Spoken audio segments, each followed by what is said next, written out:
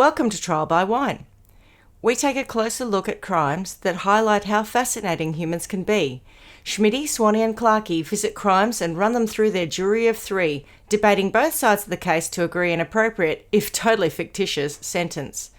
Please be advised, Trial by Wine may include explicit or disturbing content and will include drunken rambling. Listener discretion is advised. All right, how are we? Not too bad. Yes, very well. It's a lovely Friday afternoon, so how can we not be happy? It is indeed. It's just, it's raining a little here. Cheers to Friday.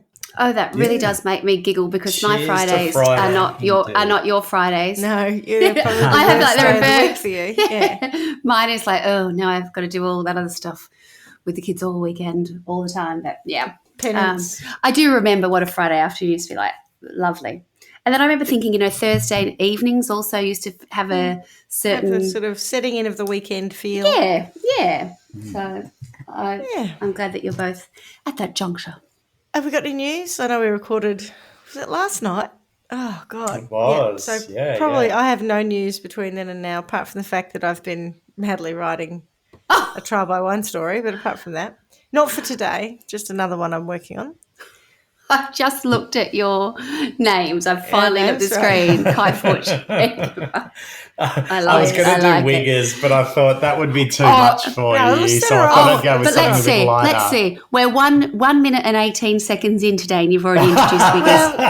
That's it. That's a record. I've got to say, if he hadn't, I might have, because the story I'm working on, I used some keywords and I wasn't looking at Wiggers. Yeah. And on the first page of Google, I had a whole bunch of things that were appropriate to my story. And then the bottom one was Guess Who? Wiggers. And I was like, oh, how about that? Really? What a coincidence. Oh, no, I don't want to look at her. We've done her. Carla, can you have a guess at some of those keywords? No, but I'll tell you what I can have a guess at what's going to happen is somebody who listens is going, there is some podcast that they're obsessed with you. And she'll be like, what? It wasn't just the one episode. Oh, no. Now she gets name checked all the time. If she's doing media monitors, I'm screwed. It's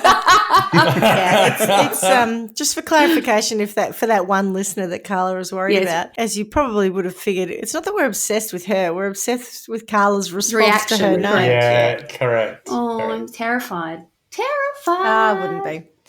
All right. Well, in light of no news, I guess we should introduce who we are. I'm Schmitty. I'm Swanny. And I'm Clarkey. And together we are Trial by Wine. Beautiful. And speaking of wine, what are we drinking? Water.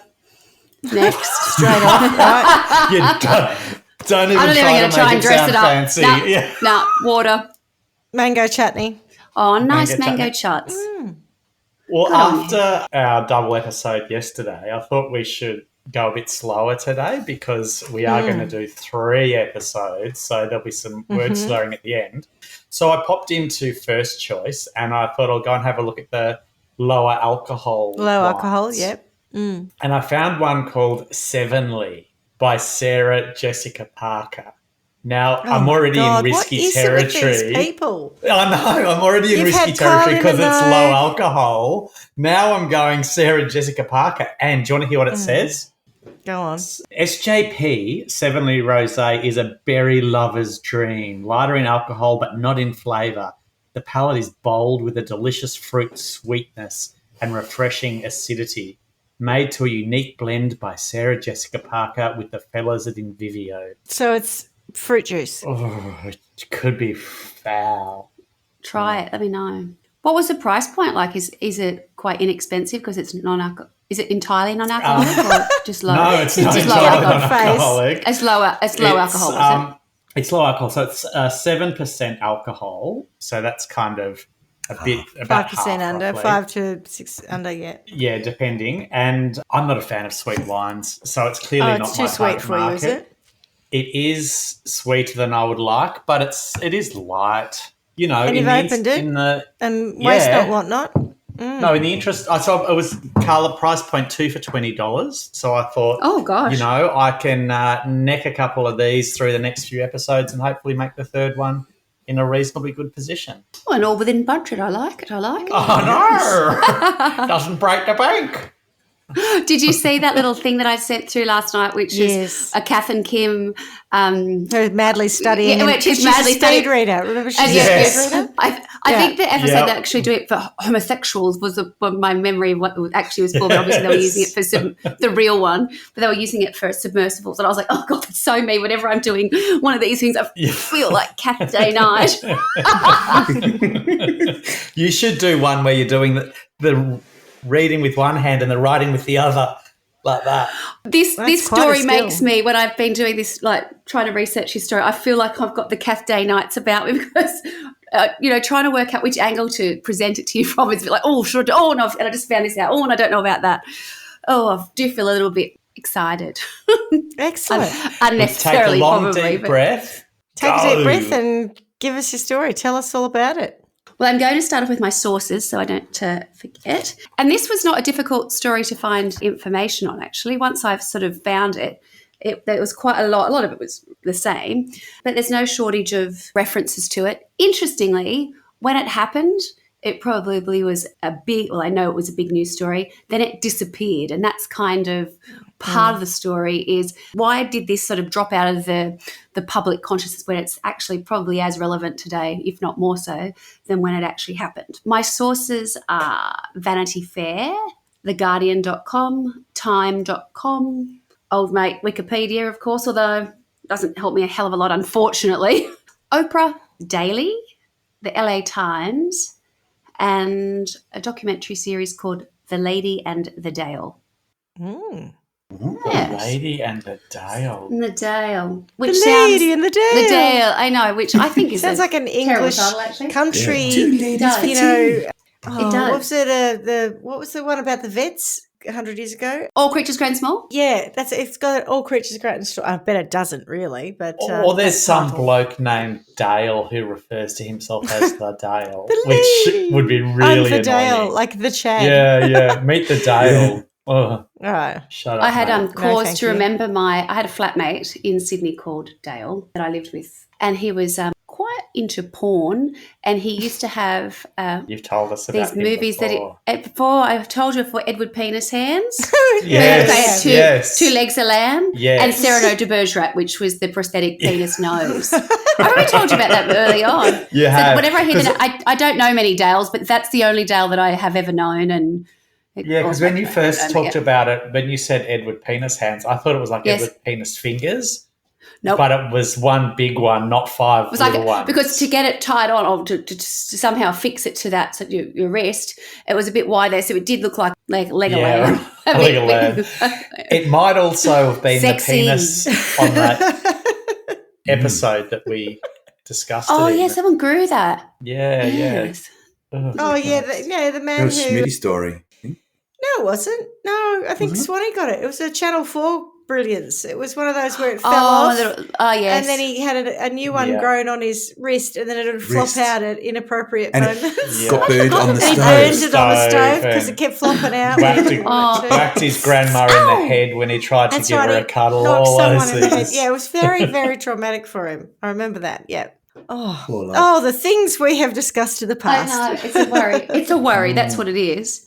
So my story starts in 1927 in Indiana, in the US, and that's when we meet Jerry Dean Michael. So Jerry, that's a good start. Jerry Dean Michael, born in 1927, and he grew up in Jacksonville in Indiana, and his family moved around a little bit to Detroit, Michigan, which does become relevant later, but there's really not much else on his early childhood. When things start to get a little bit interesting is when he starts to get married, and I'll use the term married knowing that it's a plural. So in the early 1950s, he is serving in Germany, and he marries his first wife, a woman called Marga, and they have 2 children, and then he leaves her and the children. By 1954, he marries a woman called Juanita, and I believe this is back in the US. With Juanita, he also has 2 children, and he leaves her and the children as well. And then by 1956, he marries a woman called Betty. Their marriage only lasts about 4 weeks, but somehow he's managed to get her pregnant as well. So within the year, he's also a father to a 5th child but has left her. So there are 5 children that he has been father to, but has left all of those women that he'd been betrothed to. So we never hear of them again. That's the end of that. That's just a bit of a backstory. He then goes on to meet a woman called Vivian, and she's a 16-year-old waitress, and they fall in love. And by all accounts, and from what I've seen, Jerry Dean Michael is a quite imposing man. He's probably 6'2", quite a statuesque build, and blonde and quite handsome, actually. Like, I don't know if it's just the photographs, but he does look like he's got quite a beautiful complexion. And I could imagine that he would charm women. You know, he was a little bit of a salesman in that respect. And I think, you know, it's no coincidence that he's been married 4 times and, you know, he's still probably and he's like late 20s. So it's fair to say that Jerry Dean Michael was, I don't know if a ladies' man's quite the right terminology for it, because I'm not sure it is, but he was obviously appealing to the sex and the fact that he had no trouble meeting women. So he meets Vivian, and as I said, she's the 4th bride, and they get married, and I think they're in Florida to start with, but then they move to California.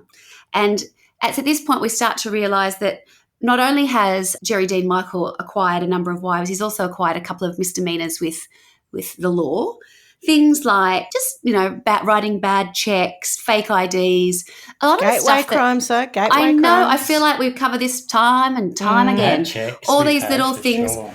But the thing that always never ceases to amaze me is just how different life was then and how you could really move around. You could kind of leave the crimes that you had committed as long as you were prepared to get up and move. You know, it's like cutting out bits of paper and making a fake ID stuff. It was not difficult, I don't think. So if you were so inclined, and I don't even think that a lot of time people saw it as necessarily serious crime, right? They were just getting by, just to get to the next thing or to be somewhere different from where they'd done their last little misdemeanor. But it is in California that Vivian and Jerry Dean Michael get a little bit of strife. And Jerry has been involved in, at one point he had like a small newspaper set up, but he's got a printing business, a small printing business in California, where he just so happens to also print and distribute fake money.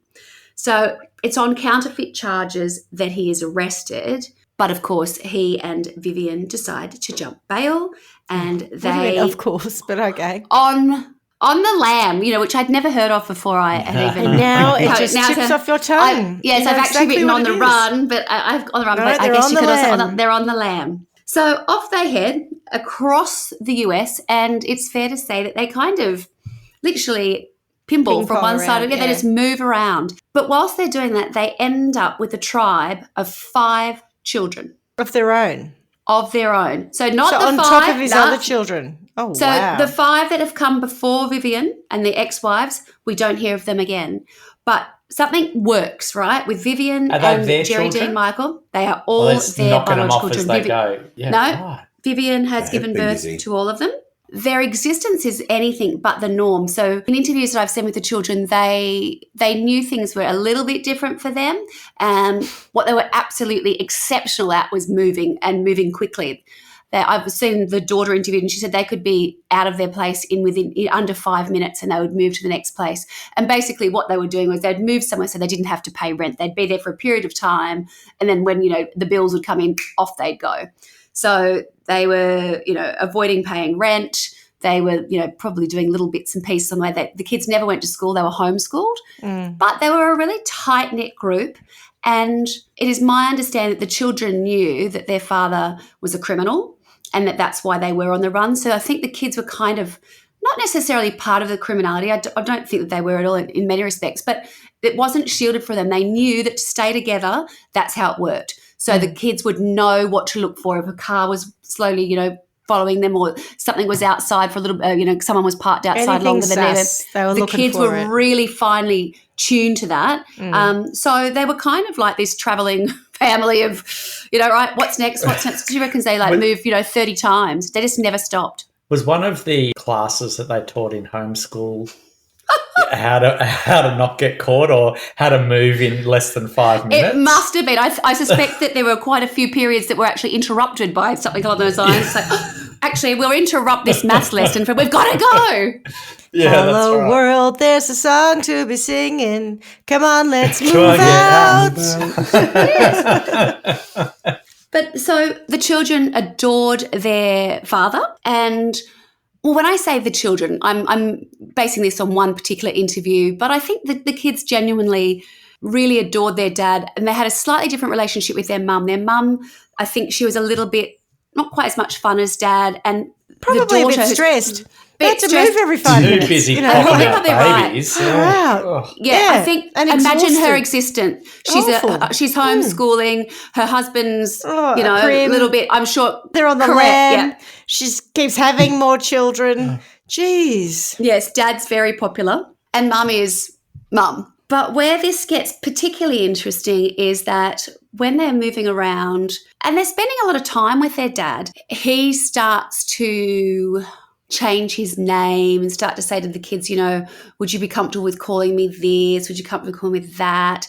And the kids are sort of open to this, and it's what he wants them to call him is auntie. Oh, God. Okay. Mum. Mm-hmm. And then there's an example. How does Vivian feel about that, though? Vivian is about to find out that her husband wants to be a woman. So Jerry Dean Michael. 5 children. That's going to create after 5 children. Now you want to be a woman? Yeah. So he and you want to be their mum? It sounds information. like last episode. Yeah. We're going to have a mum off. Does everybody want to be the mum, right? Extreme way to go, but Except me. Yeah. I don't want to. And me, Swanny. It's me and me too, Swanny. Not all of us want to be the mum, even if we have to be. Yeah. And I've got quite a few friends that don't want to. That's very true. But he sort of reveals this information to Vivian, and she freaks out, understandably, at the time. So she leaves with 2 of the children. And I'm not sure how long they're gone for, but he sends her a letter. Probably she the leaves, youngest 2. Yeah, probably. Just the 2 she likes. The 2 that need I don't know how it works. probably Probably the 2. I reckon you're right, Schmitty. Yeah. Anyway, so Jerry Dean sends her a letter, and I've heard the letter read out, and it's really beautiful. And the letter is basically saying, look, there's research that is being done into this, and I don't know if it's a mental issue that I've got, but there is talk that there are some people who are born, like it's really clever and factual and of this time, which basically says there are people like me, and this is not something new, and I've known this since I was a young boy, but, I've always thought that I was a woman, and I don't identify with being that at all. And I cannot imagine what that would have been like in the, late 60s to come forward and to have to be able to say to articulate that that's the experience that he has had to date, and the fact that he's aware of the research, like he's not just someone going, I think I want to be a woman to hide or whatever else. Paul Denyer. Yeah, she can't remember. Yeah, Frankston Killer who decided to yes, of course. I knew the name. In jail. Gosh. And then yes, no. Oh, yes, of course. Yeah. I knew the name. I said yes. No, it was kind of the opposite. And there's an example where the daughter, the oldest daughter, her name's Candy, and she said she was with her dad in a car, and he was really trying to get the buy-in from the kids and, to see how they were going to deal with it. And they got caught somewhere, and he said, we can't get through. And she said, why not? He said, look, it's actually a Christmas parade. And she said, please, Dad, can you take me down to see Santa? And he said to her, there's no such thing. Santa's not real. And she got upset and started crying. And he said, that's not real, but, would you like me to be your mummy? Would you like me to be a mummy too? And she was like, oh, yes. I was like, what? Okay, what? Bit weird. That wouldn't have worked for me. No, I don't think it would work for anyone else. I know. But she said that she I want didn't to see have Santa, and I believe he's real, and you're horrible. Stop being weird. I don't know. That is really weird, isn't it? And she said, look, my relationship with mum was fine, but she said it was dad that I really adored. So the thought of having 2 mums and, dad doing that kind of stuff really appealed to me. So I was quite dad open to it. being the fun mum now. Yeah. So they had 2 mums. And so that is essentially what happened. So Vivian has left with 2 kids. He sends her this letter, which is heartbreaking in its honesty. And actually, it was so ahead of its time that Vivian comes back. She says, okay. And he basically says to her, I've never been able to understand what love was until I met you. I now know that I can assure you that I would die for you and our children. I would do anything, but this is who I am. I do not identify sexually as a man, and I never will again. And if you can live with that, and she turns up. So does that mean that is he still attracted to her though, but he's just not a man? No, not particularly, I don't think. I don't know. No, because he uses an example of the ocean, which again, so poetic. He basically says, after the initial attraction of, first love and whatever else, when there are, waves and things crashing or whatever else, after that subsides, you're left with the stillness of, the ocean at times, but it doesn't mean that the currents underneath don't run deep. And so he's basically saying to her, I love you in a more deep fashion, but I certainly am not have all that romantic lustiness. Love and stuff. That's gone. And what's she got? It's most marriages. Viv, 5 kids to look after, no doubt. And a husband. But I guess they see it as a partnership. Yeah, it's quite common. A very close friend of mine's in the same situation. Yeah. And has been with I'm her more partner concerned. who transgendered, and they've stayed together.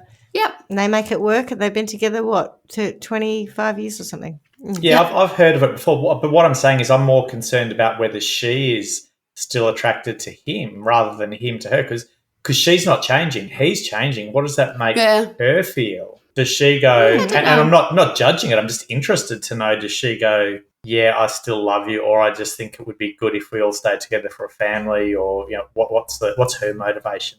I don't know, probably because I've seen this a number of times I say on TV, but in interviews where it usually is the woman it normally is that role where I've seen the male in the partnership transition to a female, but some of the women do seem to stay with him. They help them through it. And she did. Yeah. She helped him with a lot of it's not, 2023. It was the late 1960s. So what was available to you and to help transition was next to nothing probably. Although I did see one reference and it said doctors. So you were still, obviously, it was a thing. I just don't know how many people you'd be able to go to help you. But one of the things that was quite interesting was if he wanted to find out something, he would go and find a solution. He was that kind of person. I'm saying he. I will start saying she in a moment. So what Jerry Dean was, he had bred.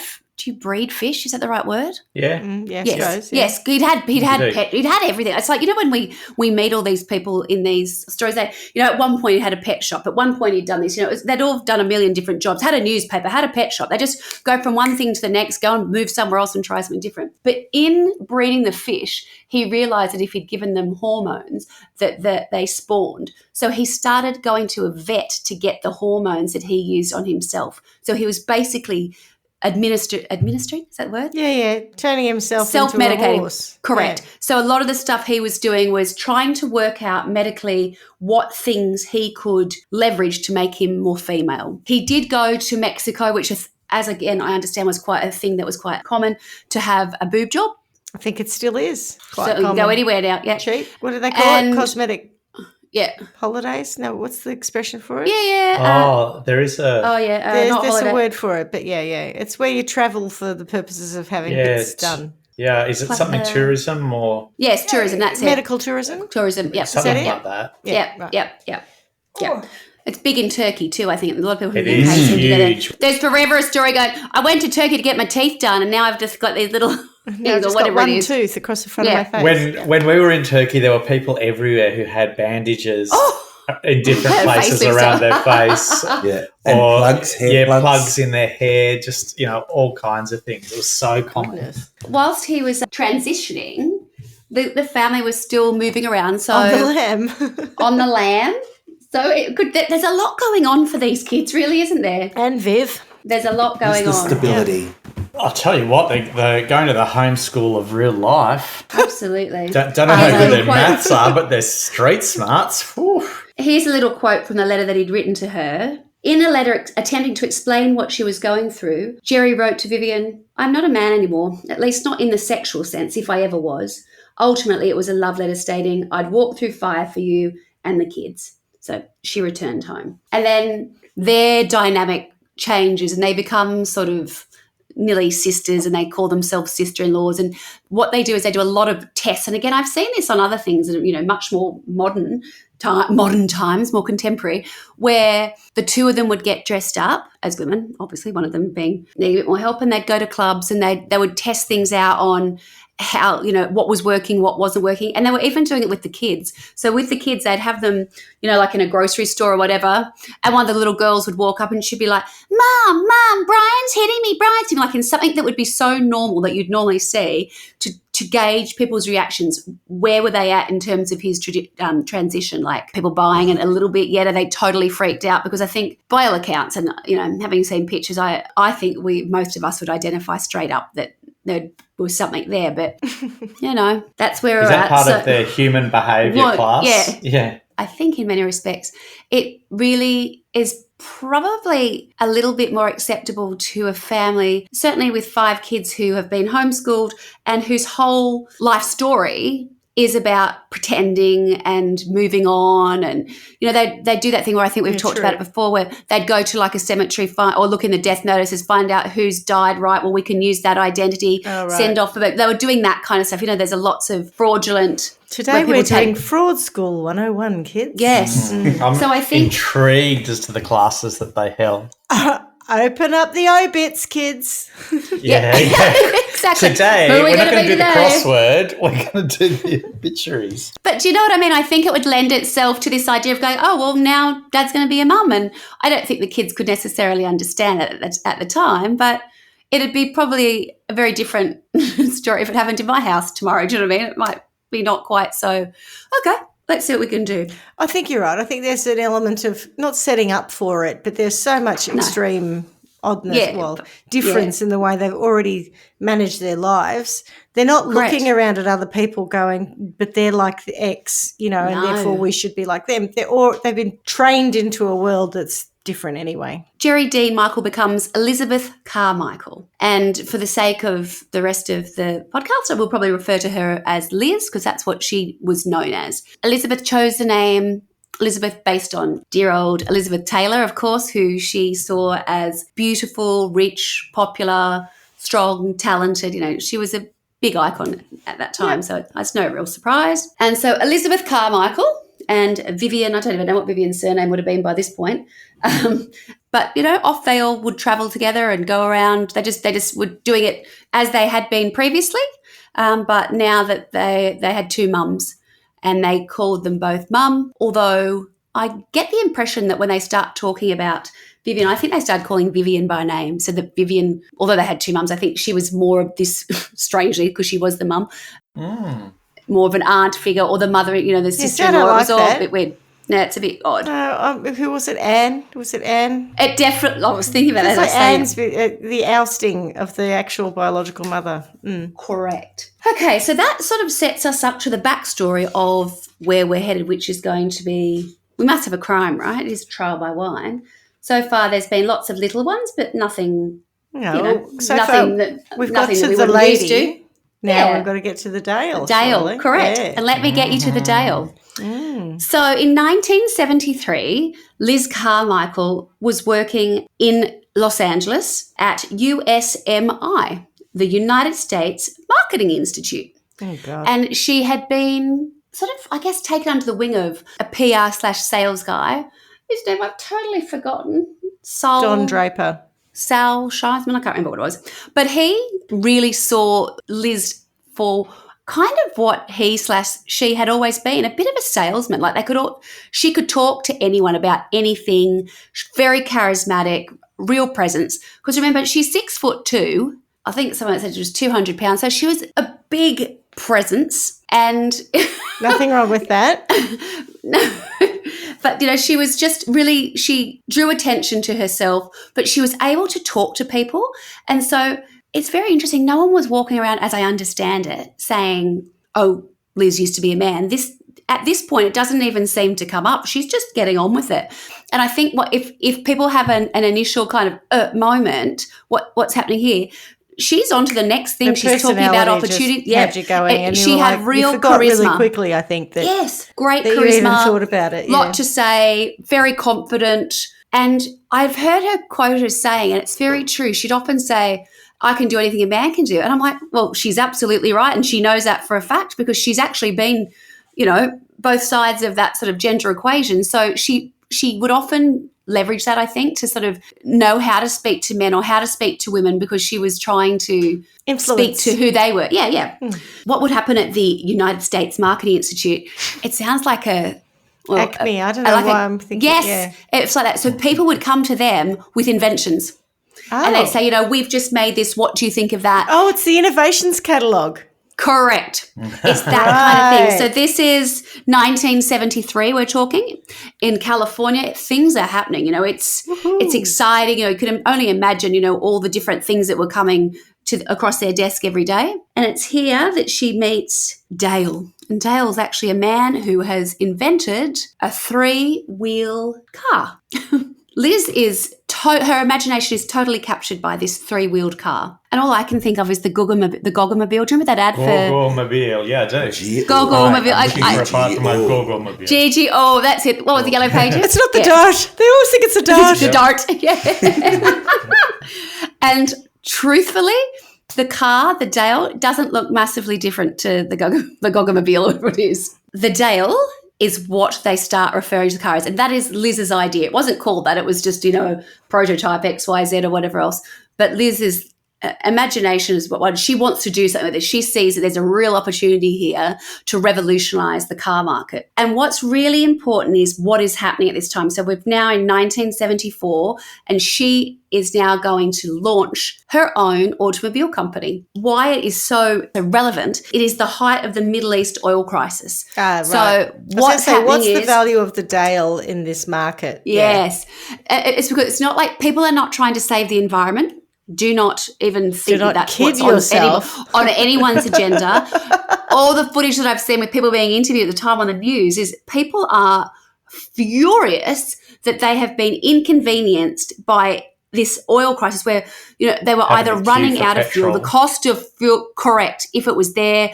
And this is in 1974, I think they were saying they didn't, they were talking about what they'd be given next summer. And then the Arab states had got together and said no more, but they hadn't told the Western states they were going to do this. It was big, big news. So Liz is coming to a market saying, I'll tell you what, I've got an idea. Look what I've got. I've got this prototype of a 3-wheeled super light car, super inexpensive, but most importantly, it is so economical. You would not believe the mileage you can get per gallon of fuel. So it's perfect timing. So what year was this? Sorry? 1974 we're now in. Because the Reliant was already launched in the UK at this point. The Reliant Robin? But I don't know what that means, though. It's a 3-wheeled car. Was this 3-wheeled? Mr. Bean drives one. Yeah, for comic value, obviously. I know the name, but I didn't know that was what one was. It's always one of those things that every now and then, because Tony watches a lot of Wheeler Dealer and bullshit programs like that, and every now and then they have something like that on it. But I know when I lived in the UK, people would always make little jokes about it. Maybe it wasn't very fast. I remember it was a slow car. As in when people talked about it. Maybe it did. But yeah, so that was in 73, I think. So just beforehand. But anyway, tell us about the Dale. So she'd met him, and she just saw this real opportunity. So with him, they left USMI to form. You won't believe it. The name of the company that she formed was 20th Century Motor Car Corporation. I'm surprised she was allowed to, because 20th Century Fox would have been kicking by that one well until they get. Anyway, so 20th Century Motor Car Corporation.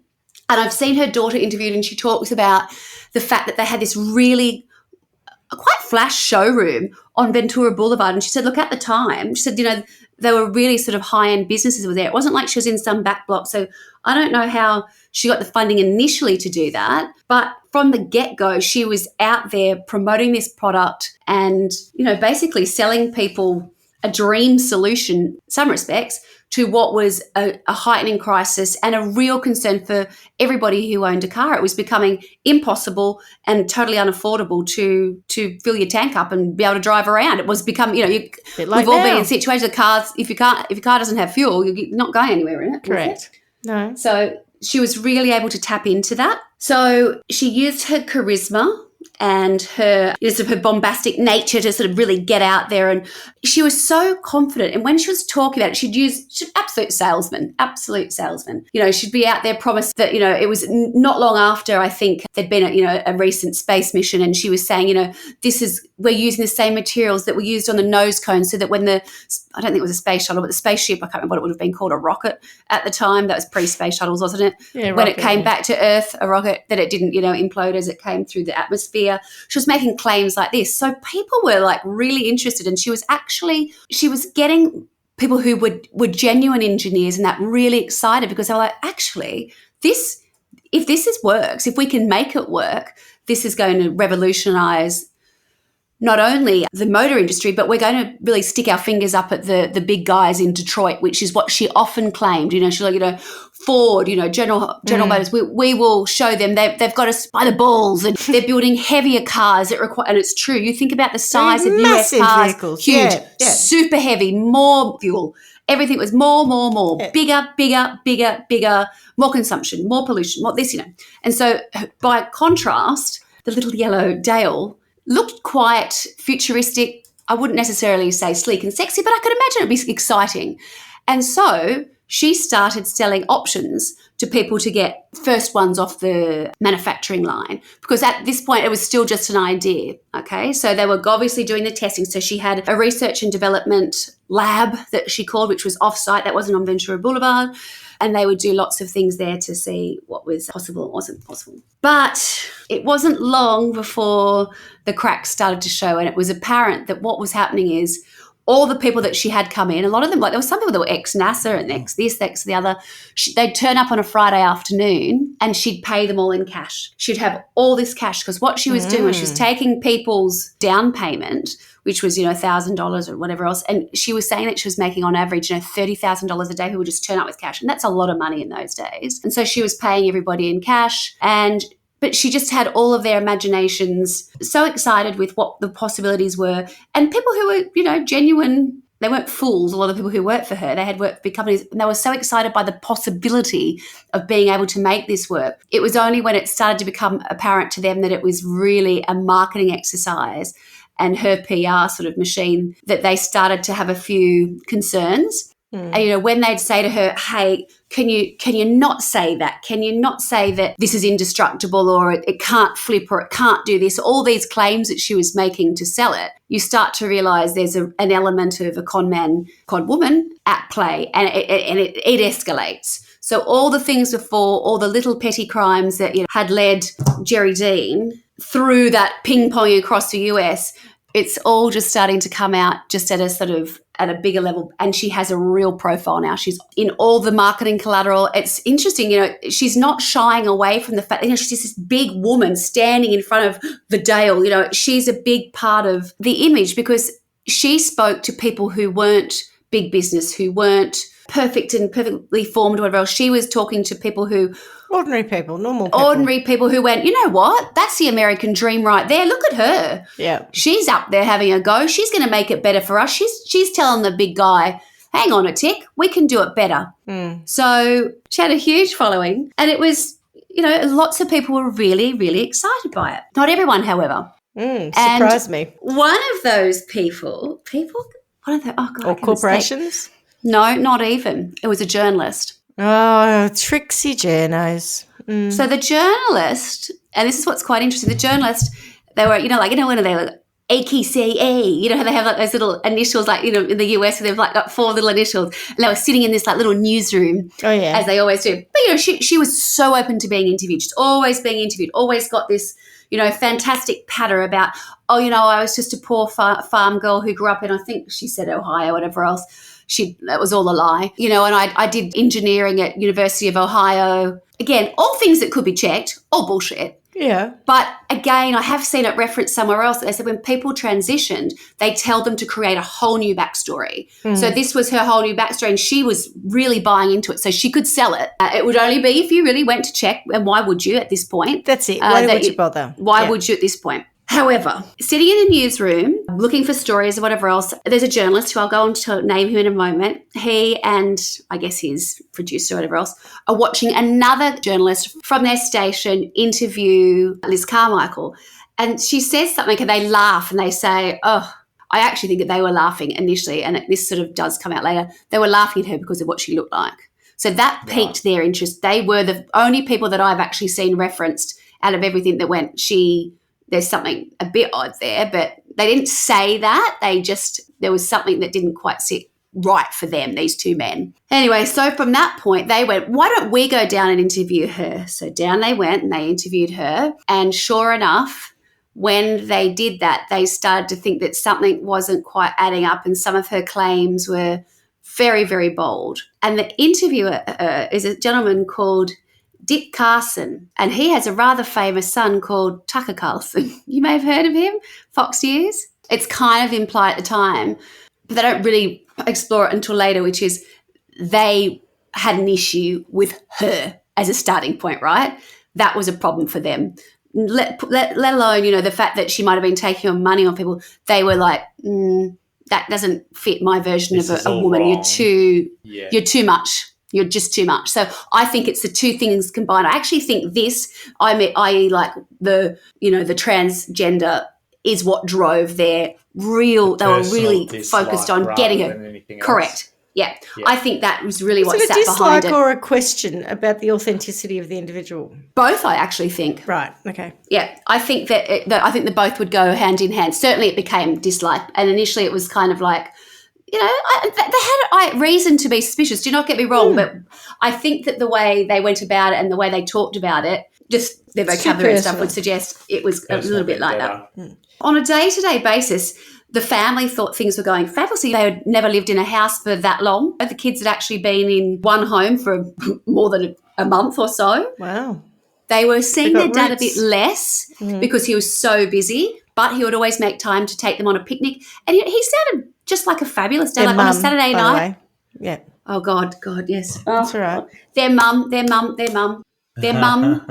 Liz, was amazing, and she would always make time for them. Every Sunday they'd go on a picnic, and she would cook food for them on the Saturday night. And the daughter would say, she'd make potato salad and coleslaw, and that's not really cooking, is it? That's Carla cooking. That's what that is. Yeah. Salad making. But then she'd do fresh bread in the morning, and just nice things. Like she really did love the kids and Vivian.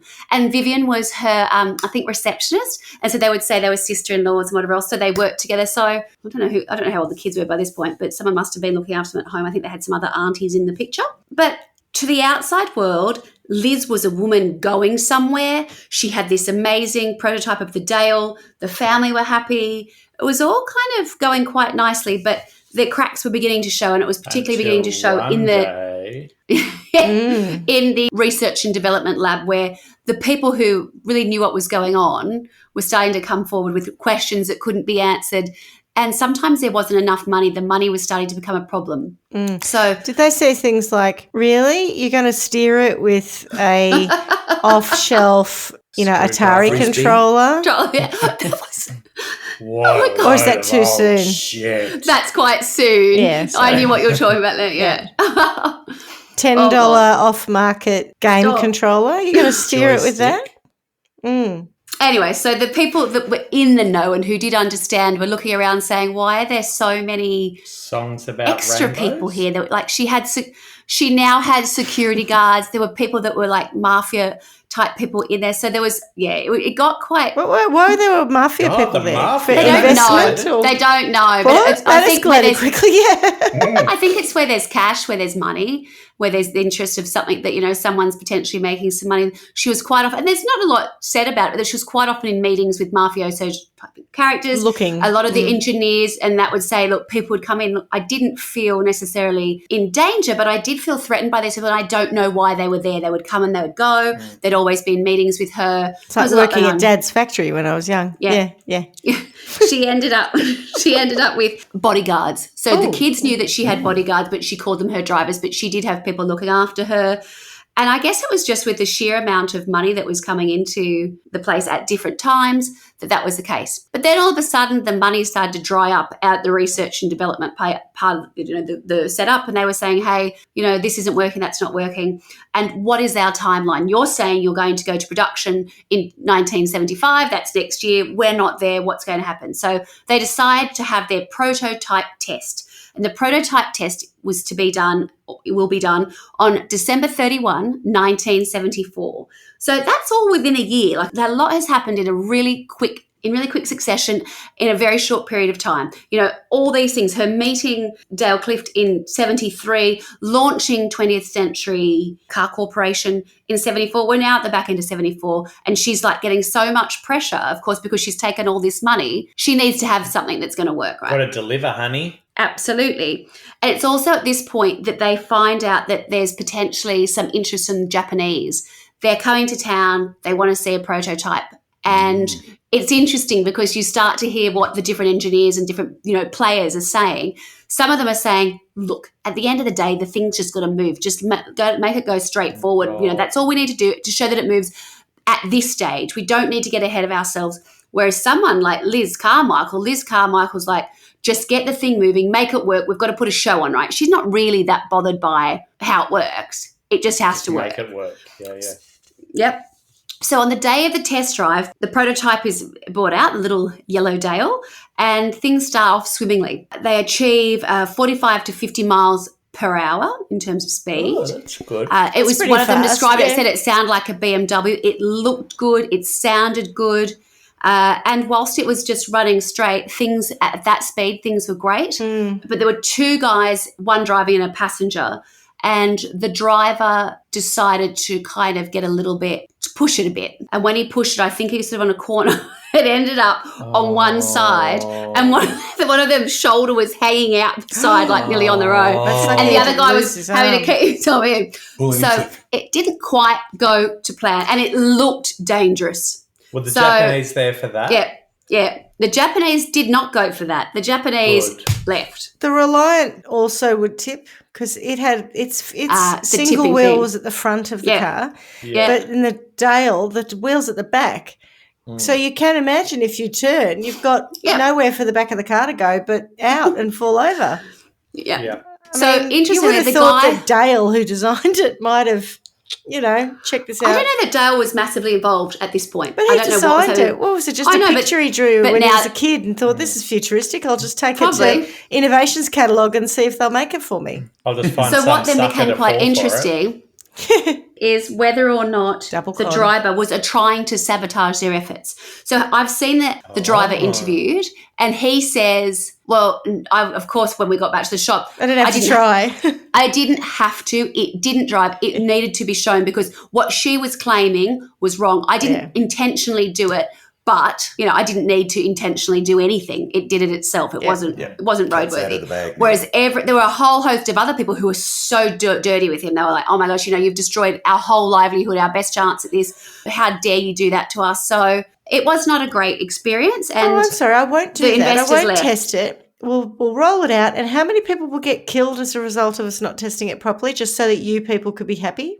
Yes, make money. Pretty much. So Liz was irate, and Dick Carson had like people spying on them and trying to get in. They'd gone down a couple of times to interview them. He was trying to unearth something. So after the failed prototype test, he was trying to get sort of an informant, and he ends up following some guy to a bar somewhere who's left the, research and development facility. And he said, I wouldn't quite say I got him totally on board, but I got him on board enough. And what he gets this guy to do is he brings, I think it's a glass with Liz's fingerprints on it. And that wouldn't normally matter, but now it makes that. Got it. Yeah. He knows what he's into. Yeah. Jeez, he wants a bit of backstory. Correct. So Dick is off with the glass, getting the fingerprints checked. Yeah. Meanwhile, after the failed attempt of the test, and there has become a real sort of undercurrent as a result of Dick Carson's interviews and going to them and saying, I don't know that you're allowed to take money from people if you haven't actually started manufacturing, because there are laws, securities laws in California that It's all about what you can use money for that you've taken from someone before the product's available. Yeah. And you have to put it into escrow. You are not allowed to spend use it wildly and have a good time. And use it to actually make the product. That has to sit somewhere else. And, of course, that's absolutely not what is being done. And he's also very cleverly gone down there with somebody who hadn't been into the – so this becomes a thing. They then are told that they're not allowed to take money anymore. You're no longer allowed to do this on option. They still have their sales office and whatever else. The car is still on display. People can still walk in and see it, but they're not supposed to take any money. Of course, they set someone up. A guy walks in who's with the TV station. He goes back to his producer and says, I just saw someone, they took money from someone. And the guy goes, well, get your checkbook out. And the guy goes, I haven't got enough money to cover that. He goes, you're not going to need to. Trust me. Go in there, see if they'll sell you one, and then we'll take it from there. So sure enough, they go in, they sell it to him. So they've been continuing to take money illegally after they've been told, you must stop doing that. You can no longer do that. The guy comes out and says, they've just taken my check. Then they send the other guy in and say, you're still taking money. Everyone's hiding, whatever else. Liz Carmichael's nowhere to be seen. So there's a movement, right? They're really onto it. They're just taking money for nothing. Is at the same time, Texas has come down and said, Texas has come to the party and said, hey, I know you're getting a little bit of grief up there, but we've got this, manufacturing suite. Factory. Texas has a car factory facility. Texas. Yeah, that used to be Ford's. But why don't you come down here? We'll give you tax breaks or whatever else to produce down here. Come and manufacture down Texas. So Liz Carmichael's like, hold my beer. I'll be there in a minute. Yeah, I'm on my way. So hold my beer. At the very beginning of 1975, so remember at the end of 74, we've had the disastrous test drive. In early 1975, there are 2 cars with the children and I think Vivian and then an auntie or whatever else with her, and they're driving them to Texas. Not in a Dale, though. No, they wouldn't fit in a Dale, but no, just 2 standard cars. Right. They're en route to Texas. They've been told that they're now moving there, which is true because the facility is going to now move down. There's too much heat up in California. And as they're driving down there, they hear on the radio an announcement that there has been a murder at the 20th Century Car Corporation showroom. What?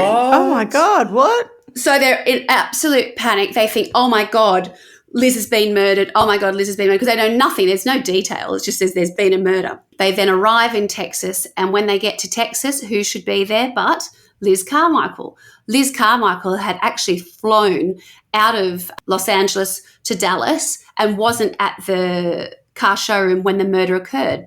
And the murder was actually, it was her bodyguards. Oh. So, hitmen, heavy men, whatever you want to call them. They were 2 ex-cons. And one of them had an idea that there was someone from the government coming in to do an audit or check something. He thought, what we need to do is we need to murder that person. Oh, my God. And the other bodyguard went, don't be an idiot. You don't want to do that. Not need to do so that. he murdered him? No, so they got into a fight. The 2 bodyguards got into a fight. They'd been like ex-cellmates or something at prison. It sounds like Minions. Where one of them sounds ridiculous. has So an one idea with and half the a brain cell and the other one had So one, and they're having a brain struggle cell. with a loaded gun, and the loaded gun goes off accidentally 4 times. But yes, one of them was one of them, and it's the daughter. He ran into my knife. He ran into my knife 4 times. 4 times, exactly. So at least, and then, and Tucker Carlson each night must have like a little segment where he's doing his investigative reporting. And he's like, hang on a tick. If she needed bodyguards, why was she traveling without her bodyguards? I would have thought Tucker Carlson was a bit young at that point. Maybe Dick Carlson. Oh, God, I've said it wrong. Without fail. My brain can't do this. My brain's not up to these things. I'm too old. You just had Tucker Carlson on your mind, or Tucker Carlson on your mind. Well done. You make it seem so accidental, but we know you just did it for the comedy value. So a bodyguard killed another bodyguard. So it's just so that was kind it. of random. That was just random. It was random. It was unrelated. All right, 1 minion killed the other minion. Right. But he, obviously got caught and he went to jail. So there is a crime there, but nothing that we need to focus on. So as you can see, things are rapidly falling apart in LA. That's just a crime. Side story. And correct. The Dale investors start to really get a sense of what's happened and where's my money? So they all start turning up at the showroom on Ventura and surprise, surprise, it's closed. So they're all outside knocking the door, nothing to see here. It is like sort of one of those things where, overnight, it is no more. Just like the rest of their lives.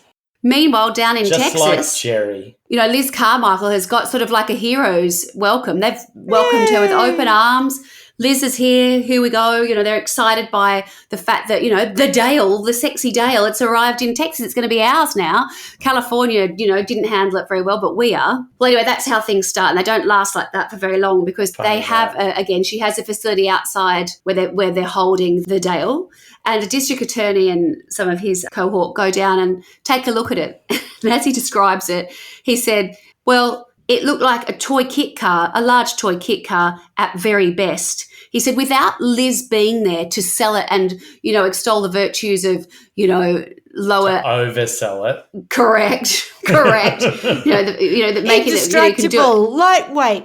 Only use 50 mils of petrol for 500 Ks. Yeah. Correct. It could come back from space safely. The Middle East oil crisis. Yeah, it can. I mean, it can't turn a corner, but it can. You could drop it through the Earth's atmosphere and it'll be fine. He said, without her, it was totally apparent to them. It was a sham. A piece of shit. So they immediately went to prosecute. So they had a criminal complaint, and it was that they had conspiracy to commit grand theft in promotion and sale of the Dale. They wanted to charge 10, including Liz Carmichael, so 10 of the people that were sort of instrumental in the business. Are they basically saying that car was never going to be a car and that's why it's theft? Because they're promoting something, taking money for it? I think so. But you'll never be able to sell it. It's never going to be the proposition that you say it is. I think the promotion part of that is false advertising type false thing. Advertising. Yeah. But they're saying theft, which is interesting.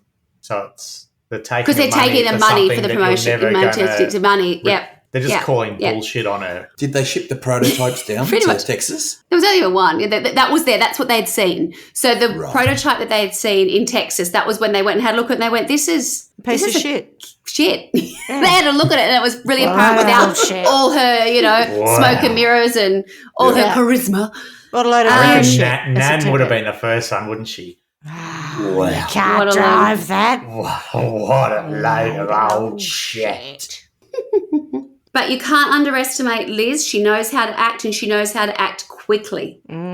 So Candy, the daughter, says that pretty much immediately there was a meeting at the family home where she said a whole host of, we're going to have to move in less than 5 minutes. Investors. You know the drill? Yeah, absolutely. Pack up your shit. Someone turned up with a briefcase. They had closed out the account and they literally divvied up the money. So I think that there's a picture. It's an illustration. But is this the 10 people who are going to be indicted? I don't know if it is those 10 people, but surely some of them would have been. Yeah, right. Some of them would have been. Some of them probably weren't benefiting from it at all, really, but they were. Get the money, run, scatter to the winds. Probably as few of those exactly 10 what people happened. as possible, so they got more money each. That's right, yeah. Correct. They were not all 10. So they divvied up the money, and Candy says that within 10 minutes they were on the road. They were gone. They were out of there. That is so impressive. I wish I wish I could meet these people and they could teach Tony how to get on the road in 10 minutes. That'd be a really useful thing. I think I could find it quite handy getting to school and whatnot. We're always slightly late. I'm terrible. When we get back from travelling, we'll tell you. Because we'll have had show Tony how to Did you do the Liz Carmichael? We'll have to call you if you're very good at the Liz Carmichael method. For God's sake, woo, we've got a flight to catch. 5 minutes from now. Channel the Liz Carmichael method. We'll meet you in the lobby in 10 minutes. Right. Things get a little bit, I don't know, I wouldn't say sketchy. There's not as much detail for me. I found sort of after this point. Then I get a little bit lost in where they went next. But they do end up in Miami and there is a police raid. And the kids go out, one of the boys walks in and says, Mums, do you know there's a car or a van parked 2 houses down? And it was there yesterday. And then the daughter walks out and says, why is the mail van there? And they walk in and say, why is the mail van there? And they're raided immediately. They are raided immediately. But Liz gets out the back door. I was going to say, were they? But Liz got out. Liz escaped. She got out the back door. The apartment itself, but they're probably so Liz does a runner. Oh, Liz does a runner, but she did it in her underwear. I will go through fire for you lot, except for when I'm running from the fence in my pants. Correct. I'll drop you like so she was in her underwear and she ran out the back door. God, that would have been a sight to see, wouldn't it? Well, did she actually get away though? No. She comes back 2 days later to say goodbye to the kids, and the police burst in. They were they get her again, so right? Yeah, they get her again. And then this is the bit where I haven't had enough time to sort of really explore it. So she's run out of the house in her pants, and she's done what for 2 days in just her pants? I don't know, hidden somewhere probably. Been in hiding. That's why she went back. That's why she went like a Nancy Gantz, like a like a girdle, structured bodysuit kind of thing. A girdle. Now I'm picturing. I know what you're picturing, a werewolf from yesterday. No, Kris Jenner. I'm trying not Kris to Jenner. picture. Her husband. Bruce Jenner. Bruce Jenner. No, what's Bruce Jenner's name? Caitlyn Jenner. Yeah, on the front of Vanity Fair. Vanity Fair. That's what I'm picturing. Yeah. Yes. Yeah. Right. Sorry, Clarky's like, I don't know what you're talking about. Pop culture again. Yeah, I know, right? God. Is it what's the saying? It's like people like Liz Carmichael ran so that people like Caitlyn Jenner could fly. Oh, really? So, basically at this point that she gets, I don't know if she gets extradited back to California or I think it's Texas. But then the indictment currently is in Texas, so it would be things Texas. Get really murky. I find things get a bit sad after this in terms of the way she's treated, because then it becomes really this whole nasty about her being transgender. A bit like Danny Laidley. Really nasty. Throw her in with the boys. You know, she's in men's prison. I think that where things are different for Liz is Liz. I was reading about a similar case the other day about it might have been an American who's transgendering. Yeah. Hasn't had the downstairs operation yet. And neither had Liz. Liz hadn't had that either. And so they put her in a men's prison where she was just treated abominably. Yeah. And the thing was that she'd been approved to have her surgery prior to going into jail, and they blocked her having the surgery, and then they wouldn't let her go into a women's prison. And like it's cruel and unusual torture, and then you're not actually supposed to. I mean, I know in Trial by Wine we sentence people to cruel and unusual torture all the time, but literally the law states that you can't do that. But anyway, sorry. So are you saying that she should have been put in a woman's prison, or she shouldn't have been put in a men's prison, or that she should have been in isolation? It's really awkward, isn't it? But I probably would have put her in a women's prison if she identifies as a woman. I think if she hasn't had the chop, it becomes even more complicated because it's complicated. Why are you a woman? Well, she just hasn't got around to having the chop. But I think it's important to understand that when you're going through that transition, whether you've had bits of you changed physically, as in have the chop, all those hormones make such a significant change to how you feel, how you respond, not just that you grow hair or whatever, that people can be functioning and thinking and responding like a woman for a long time before they actually have their penis. And after. What do they call it? Like the emotions even after are incredibly But when you're putting a ton of changeable. estrogen inside yourself, but when you're putting a lot of estrogen inside yourself and you're making that shift away from having a lot more testosterone, then you are changing whether or not you've got your breasts put in. Of course, but from a legal perspective, if you're a criminal... Yeah, it's tricky. I don't know where you go. Do you know that they didn't know that she was a man at this point? Well, that's even worse then. What? So what happens is... So you've got Tucker... That's just nasty, just because she's an unattractive big woman. No. They found out. This is how they found out. Strip search. Surely they strip searched them. Anyway, sorry. Yeah, turn left. We were going to send you right, but it's time to go left. Actually, to be fair, I'm probably getting my timeline slightly confused. I think whilst they were on the run before they had been found in Miami, this was probably discovered.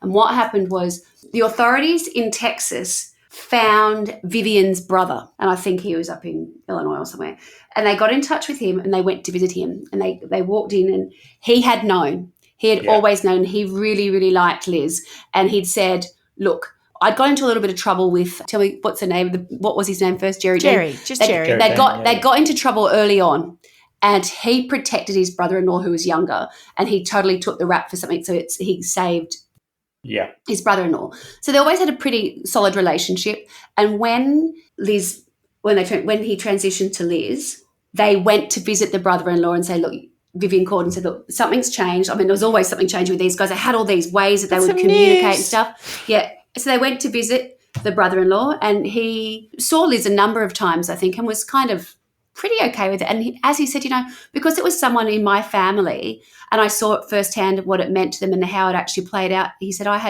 I totally understood why someone would want to do it. So the authorities turn up at his office in Illinois and say, do you know why we're here? And he's like, well, I don't exactly know, but I've got an idea anyway. So he said, I've only ever been truthful with everybody. So he said, I kind of did tell them. And they said, was he a man? Because we found out through the fingerprints. He said, yes. So then they get in touch with, the other authorities, and they all start, then it's a big story, right? Then all of a sudden they've got a male criminal who's tried to trick the public by cross-dressing.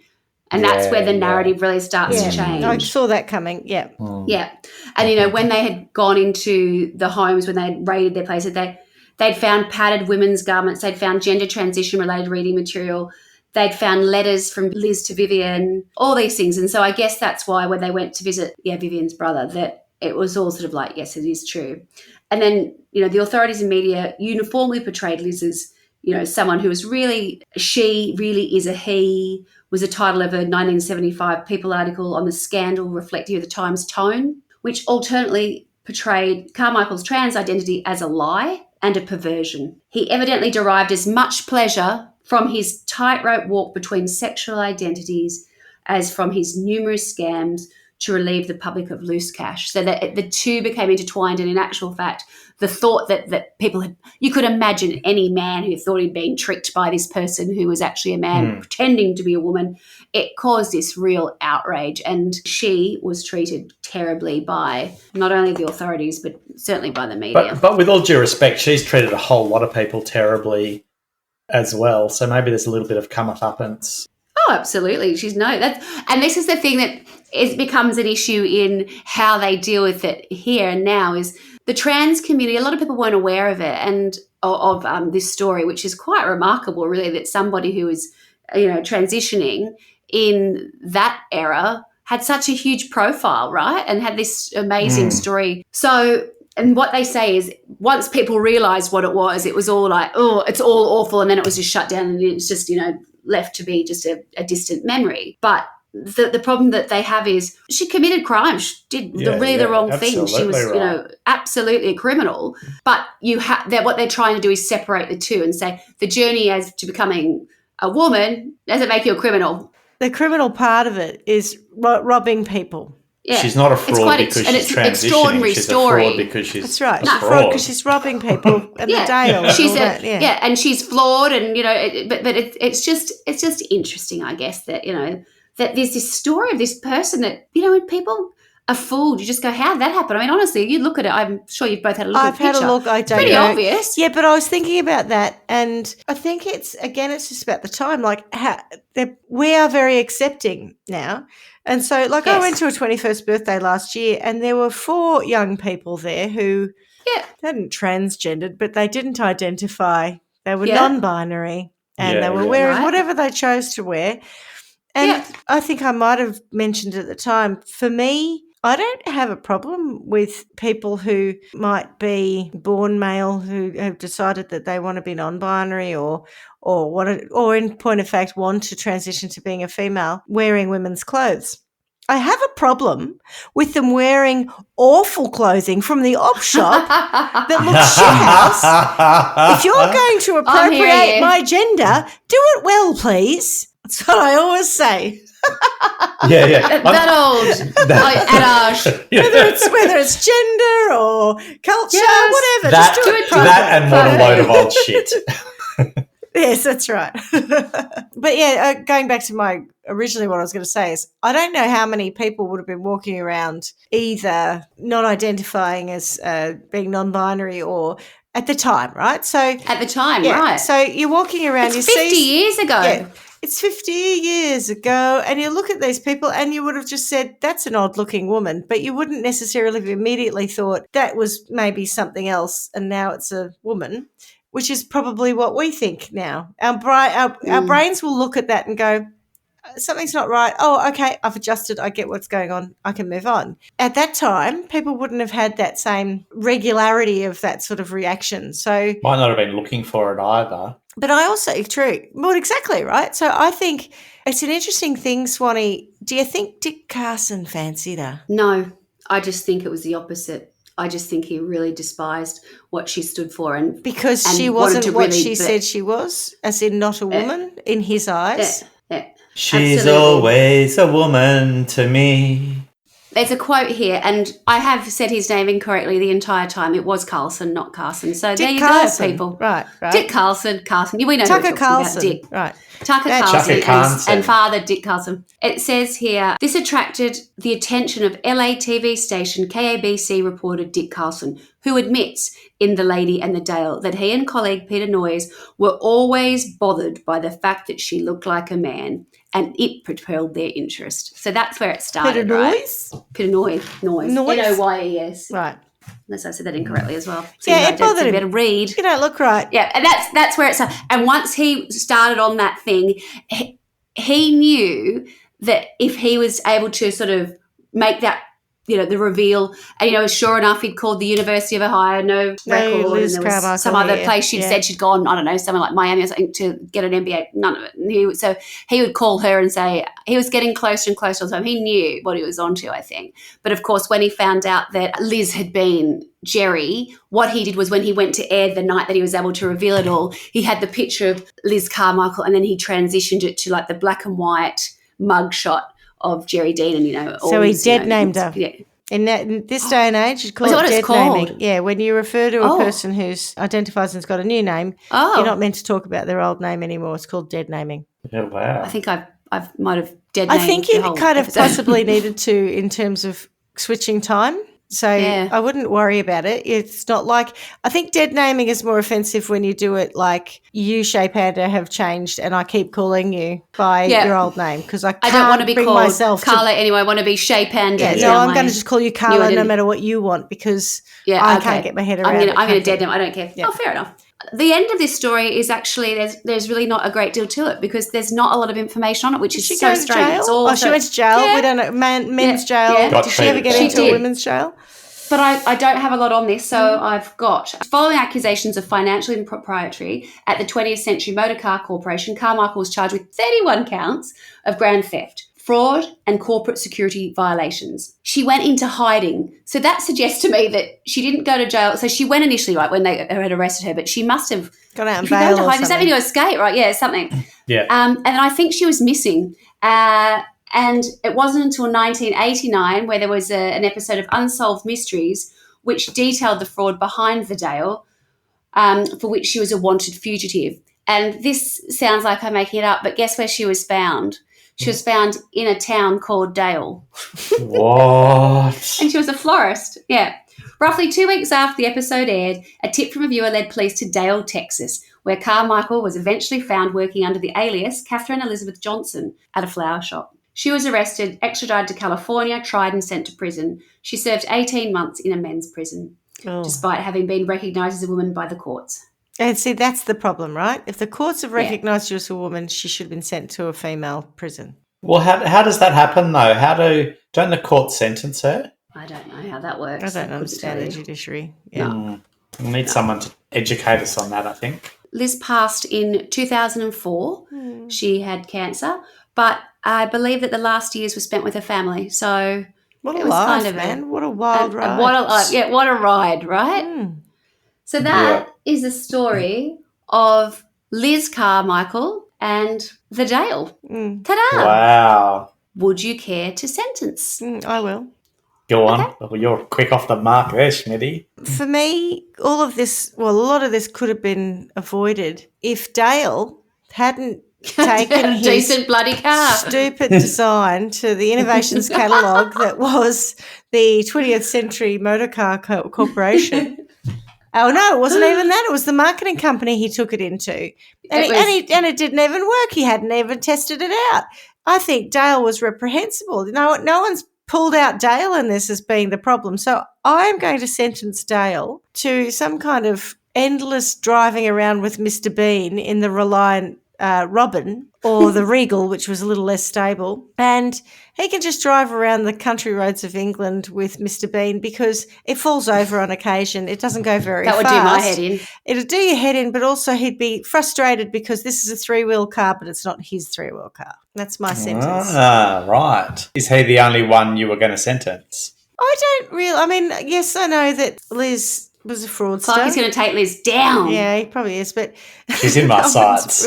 She's 100% in my look, she's a sights. fraudster, and you she's in never the have crosshairs. sympathy for criminals one way or the other.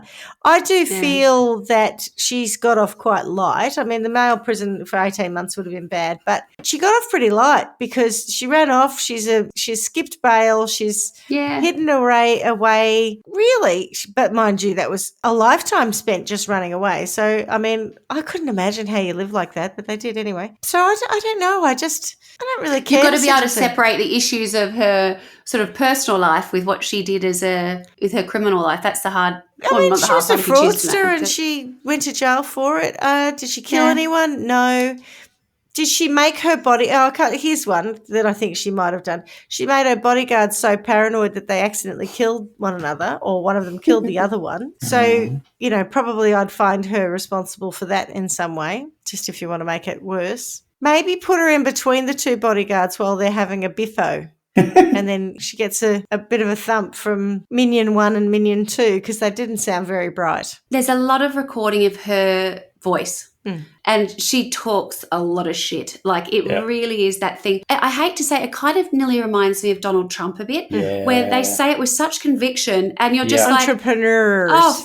Entrepreneur. That's right. That total thing of going, I'm just going to say the next thing. You're a salesman at best. Snake con oil. man, more or less.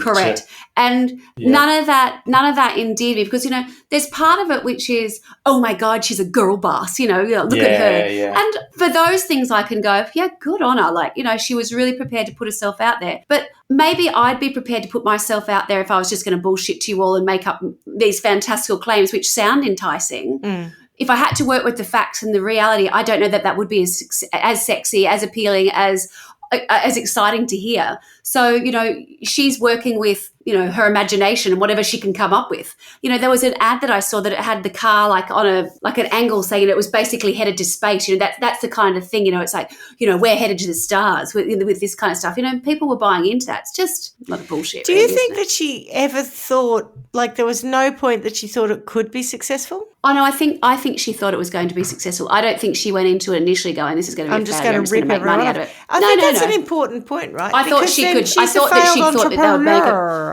Yeah. Yeah. Do you reckon? As opposed to a fraudster. In some Maybe she's a successful entrepreneur and she's a failed car manufacturer. I don't know. Yeah, exactly. They're different things, aren't they? What do you reckon, Clarky? I don't like her. I'll give it that much. I don't like her one bit. Like, I think, she can clearly talk the talk, and good on her, and use that for good instead of evil. She didn't care how it went. She just wanted it to go. Correct. The fact that someone had to almost out her car as being shit because she was overselling it and putting other people's lives at risk potentially. Makes her a shit person. Yeah. The fact that she's selling people a car, she has no idea whether it can go or not. She doesn't even care if it can go or not. She's going, this is my ticket to the stars. And so I think she's behaving incredibly selfishly with complete disregard for anyone who's trying to invest in it. And I think she's got this incredible ability to rebound and run from her own mistakes. Reality. Yeah. She's very resilient. She sure is. I think also that complete disconnection from any sense of responsibility, to me, just makes a shit human. And she can hide that in any way she wants, and people can try to cloud that with her being transgender. I don't give a shit about any of that. Just be a good person. It is remiss of me to have not included this in the body of my story, but I'd totally forgotten. But she is interviewed, and more than once she says, I'm obviously paraphrasing. I paraphrase everything all the time. I don't give a shit about the environment. I'm not doing it for the environment. I'm doing it for me. I'm doing it because I want to be rich. 100%. She would make that claim with she was so obtuse about it. You just sort of go, you didn't have to say that, love. We might have, let me think it. Let me think like it. Let me think. She's just everybody. But you coming out and so bullshit, saying in that in such a bullshit manner. But that's how self-centered she is. Very self-serving to do that. Not nice. I was wondering about her sentence, her legal sentence. I wondered whether she was going to get a harsher punishment for being transgender than what she should have. When I think about some of the people who've murdered people and got, 2 or 3 years and got let off with good behaviour, I don't think that the duration she got is necessarily inappropriate, although I probably would have liked it to be longer. And I'm really confused about where you send someone who's transgender, which prison they go to. I don't understand why the court would recognise her as a woman and she'd end up in a man's prison, but I don't know. I don't understand. If somebody who knows this space better than me could let us know, that'd be awesome. I'm stuck on a punishment because I think she deserves a shit life. And I don't know whether she's had one. Stuart was just gesticulating that she deserves a good nut punch. And I guess given that she hasn't had the chop, we could still give her one. It's not the boat hasn't sailed. You could give her one. I don't know. Well, go on, tell me. I've got an idea. Why don't you put her, try by one, but put her in a suburban place. She can't escape it, so she can't run away. And she just has to live in that one place. Everyone knows her. It doesn't matter whether she's trans get away or not, from but everyone her knows her. Can't escape yourself, can't reinvent yourself every 5 minutes. Yeah. And you have to sit and stew and live in your own accountability. Like home detention. Like everyone else. Where she can go out, she can go in a 5K radius but nothing further. Yeah, and everyone else in that 5K radius knows her. So she's stuck, that's right. Yeah. Yeah, I think that's good. I'm happy with it. Nice one. Thank you. Okay. I think that's good. I would like that for her. Because the reality is, from the get-go, if you think about she's the parent of 10 children, not 5. So there was all that sort of stuff that happened before. And I'm not that's criminal, that's just what it is. But there is such, everything was about herself. The fact that she did, love her kids was nice. She's been a shit person regardless of gender. That's really her only redeeming feature, I guess, is the love for her children, maybe. I agree. Yeah. I think, even the way that she loved her children was all about her. It was all about the kids adoring her, being the fun one, being the one that the kids. I think it was much more about her validation of herself than actually doing the right thing in terms of the parenting. And that's why Vivian ended up being the auntie, because Vivian, otherwise known as Vivian by the children, was their mother. She would have been setting the rules. She would have been, rules. Trying to have some semblance of routine or whatever. Yeah. Vivian did file a divorce after she was arrested, and she went on to marry someone else, and the kids were with her, Liz, I believe, while they were on. Oh, that can't be right. She mustn't have been with the kids because the kids were on the run, right? Not the kids. She was on the run. She was on the run, and then she might have just. Well, she's in hiding, so she must have been with the kids. I don't know if she was with the kids. I don't know. But Vivian passed away, so she was married not for very long, and she died. Shame. Yeah. So there you go. That is Liz. Wow, good story. Carmichael. Yeah, Liz Carmichael. That was I didn't expect it to go in any of those directions. No, I didn't see that coming at all. Well done.